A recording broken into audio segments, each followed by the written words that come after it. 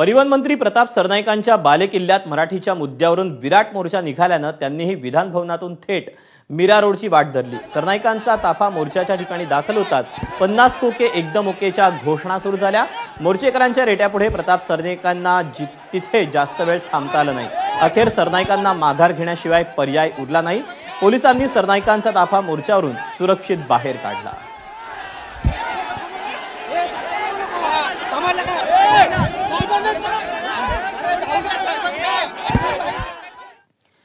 ठाकरेंच्या शिवसेनेचे माजी खासदार राजन विचारे यांनी प्रताप सरनाईकांना टोला हाणण्याची संधी सोडली नाही, तर मोर्चात सहभागी होण्यासाठी आलेल्या प्रताप सरनाईकांबरोबर जे घडलं ते अयोग्य होतं, अशी प्रतिक्रिया अविनाश जाधव यांनी दिली।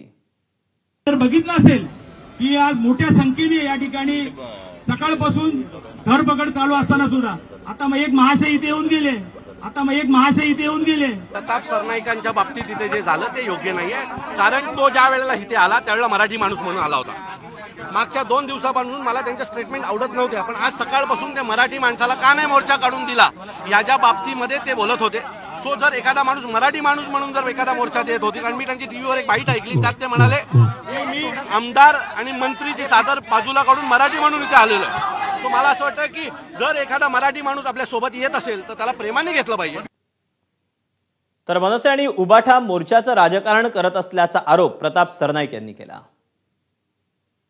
मला पोलिसांनी सांगितलं की बाबा तुम्ही या बाजूला येऊ नका, कारण मोर्चाचे जे मोर्चेकरी आहेत ते तुमच्या विरोधामध्ये निषेधाच्या वगैरे घोषणा देण्याच्या तयारीत आहेत। मी त्यांना स्पष्टपणे सांगितलं, उबाटाची लोक किंवा मनसेचे लोक महायुतीचा मंत्री येणार म्हणून काय पुष्पगुच्छ किंवा हारतुरे घेऊन आमच्या समोर येणार नाही, ते आमचा निषेध करणारच। पण शेवटी मी येणार आहे ते मराठीच्या मोर्चामध्ये सहभागी व्हायला, आणि मी आलो तिकडे। ठीक आहे, त्यांनी त्यांची पक्षीय भूमिका त्या ठिकाणी जाहीर केली। याचा अर्थ असा, हा मोर्चा मराठीचा नव्हता, हा मोर्चा तुम्ही मनसे आणि उबाटाच्या जे तुम्ही राजकारण करता त्या राजकारण त्या मोर्चामध्ये दाखवून दिलेलं आहे।